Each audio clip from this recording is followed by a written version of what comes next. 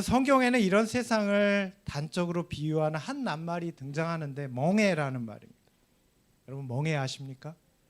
목동 한복판에서 멍해 얘기를 해야 무슨 소용이 있는지 근데 저는 농사꾼의 자녀라서 멍해를 합니다. 자, 이 말의 사전적 의미는 여러분 다 알다시피 소나 말에 씌워서 짐을 나르게 하는 농기구예요. 그게 멍해입니다.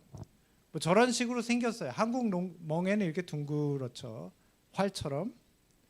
근데 이건 비유적으로 보면 속박이나 부담을 뜻하기도 합니다. 아, 삶의 멍해야. 그럴 때 무슨 뜻이에요?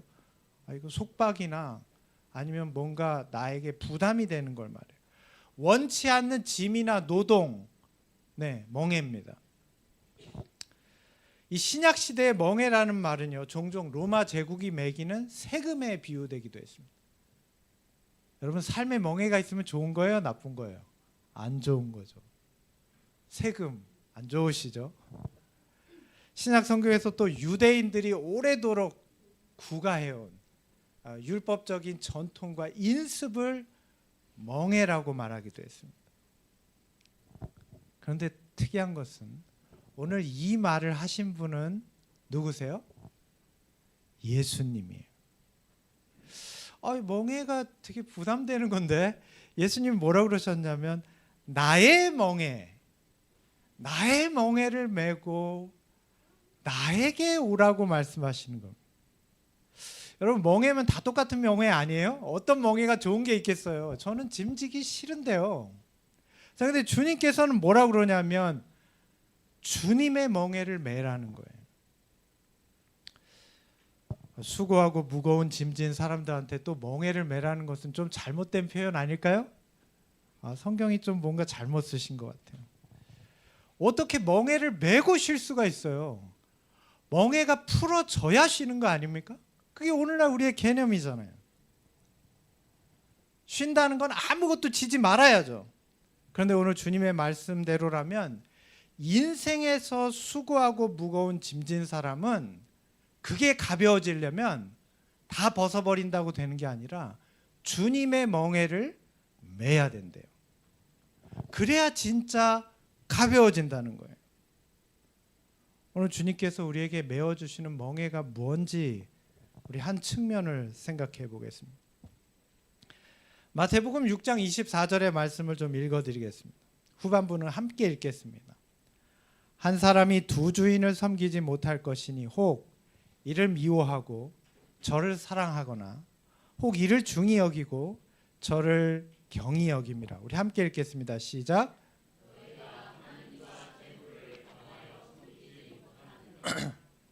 마태복음 6장 24절의 말씀입니다. 하나님께서는 인간에게 물질을 구별하도록 하셨습니다. 언제부터 그렇게 하신지 아십니까? 범죄한 이유가 아닙니다. 에덴 동산에서부터 그렇게 하셨어요. 자, 하나님께서 물질을 구별하십니까? 자, 여기 있는 모든 실과를 다 먹어도 된다. 근데 이건 안 돼. 이게 무슨 뜻이에요? 우리는 금지의 명령으로만 받아들이는데 사실 성경의 의미로 하자면 금지가 아닙니다. 구별이에요.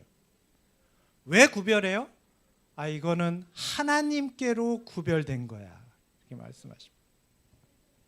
여러분 물질은 반드시 구별할 필요가 있습니다. 아담이 하나님께로 구별된 것을 인정하는 동안 아담은 자유로웠습니까? 아니면 불편했습니까? 자유로웠습니다. 아담은 에덴 동산에서 자유로웠어요. 어떤 짐도 지지 않았어요. 근데 하나님 것을 구별하는 동안은 그랬어요. 사람은 하나님의 것을 구별할 때만, 특별히 물질에 있어서 하나님의 것을 구별할 때 물질로부터 자유로워질 수 있습니다. 하나님의 인도함을 받기 때문에 어떤 다른 것에 지배받지 않아요. 그런데 물질을 향해 하나님께 대한 구별이 사라졌을 때 바로 뭐의 지배를 받아요? 물질의 지배를 받습니다. 물질의 노예가 됩니다. 벗어날 수가 없어요. 그래서 사람은 타락하게 되었습니다. 하나님께서는 범죄한 인류에게도 이런 물질의 구별의 원칙을 주셨습니다. 11조예요.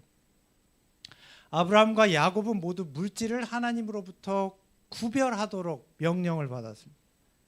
그래서 물질을 하나님께 구별하는 것이 물질의 지배를 받도록 하지 않는 하나님의 뜻임을 기억하시길 바랍니다. 하나님의 것을 구별할 때 우리는 물질의 지배를 받지 않아요. 그래서 하나님께서는 이런 격한 표현도 쓰셨습니다.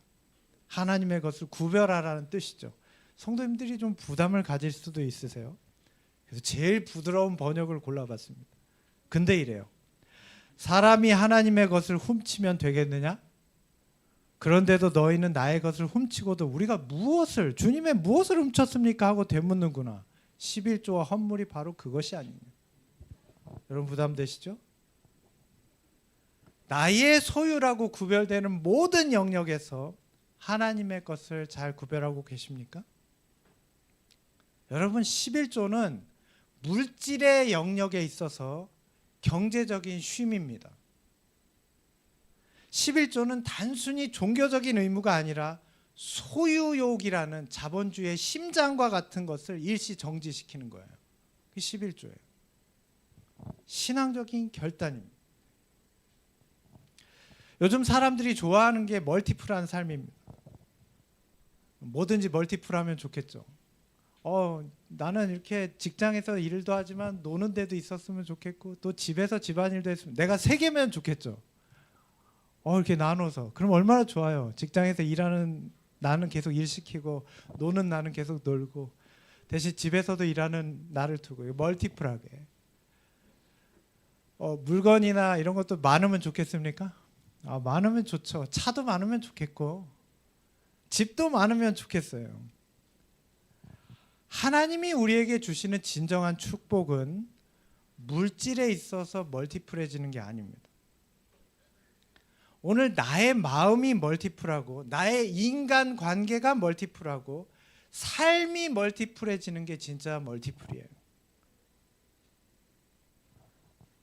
여러분 우리의 11조는 내 수입이 나의 생산성의 결과가 아니라 하나님의 선물임을 고백하는 신앙적인 선언입니다. 우리의 내면으로부터 진정한 하나님의 축복을 경험하시려면 그 구분이 먼저 시작돼야 돼요. 오늘 하나님께서 우리에게 말씀하시기를 이렇게 말씀하세요. 너희는 온전한 11조를 창고에 들여놓아 이렇게 바치는 일로 나의 마음을 나를 시험하고 내가 하늘 문을 열고서 너희가 쌓을 곳이 없도록 복을 붓지 않나 보아라. 말라기 3장 10절의 말씀입니다. 왜 하나님의 것을 구별하는 게 우리에게 축복이 될까요? 상식적으로는 내 것이 더 많아지는 게 축복 아니에요? 여러분 우리 일생이 다 뭐하고 삽니까? 지난 일주일을 돌아보세요. 우리는 전부 다 물건 사는데 시간을 보냈어요. 파는 몇 단에 얼마고 그 다음에 마늘은 얼마고 된장은 어떻게 해야 되고 그 다음에 새 옷을 사야 되는데 세일은 몇 프로하고 어디 가면 싸고 우리는 거의 이러면서 살아요. 모든 시간이 이렇습니다. 모든 사람이 그래요. 그리고 그걸 위해서 또 돈을 더 벌어야 되니까 숫자 노름을 계속 하고 있습니다. 어디 투자를 몇 프로 해놨는데 그게 올렸나 내렸나, 비트코인은 올랐나, 주식은 어떻게 됐나, 미국이 전쟁 나면 안 되는데 주가 폭락이는데 막 다양하죠. 자유로우십니까? 쉼이 있으세요? 심지어 교회에 오셔서도 이거 끄지 못하는 분이 계시죠. 장이 끝나야 되게 주말에 딱 장이 끝나야 자유로워지는 분들이 계시다면서요? 여러분 우리의 삶에 쉼이 있습니까? 오늘 11조는요. 그런 우리의 삶에서 멈춤을 제공하는 거예요. 또한 11조는 이 배타주의적인 독점을 무너뜨립니다. 여러분 재산을 누구를 위해서 모읍니까? 제가 여러분 한번 물어보겠습니다. 누구를 위해 재산을 모으세요? 우리가 여러 가지 명목을 말합니다. 나중에 자식들 위해서 그다음에 나중에 헌신하기 다 그렇지만 궁극적인 목적이 재산은 다 누구를 위해서 모으는 거예요? 나를 위해서 모으는 거예요. 어떻게 해야 모을 수 있습니까? 자본주의 원리는 남의 것을 가져와야 내 것이 됩니다. 누군가 가난해져야 내가 부해질 수 있습니다. 이게 자본주의입니다. 나만을 위해서 쌓아두는 이 축적의 연쇄를 끊어내는 것이 11조입니다. 내 것을 이웃과 나눌 수 있어야 돼. 내가 세상의 도구가 아니라 이웃과 함께 살아가는 하나님의 종이라는 사실을 일깨우는 것이 11조입니다. 그래서 11조는요, 나의 소유를 줄이는 행위가 아닙니다. 10분의 1을 내가 하나님께 드리면 내 소유가 줄어드네. 내가 물질의 노예 상태에서 벗어나는 게 11조를 드리는 거예요. 내가 이거 없어도 살 수 있다는 것, 하나님이 나에게 이렇게 살 수 있게 해주셨다는 것, 그것을 상징적으로 고백하는 것이 11조입니다.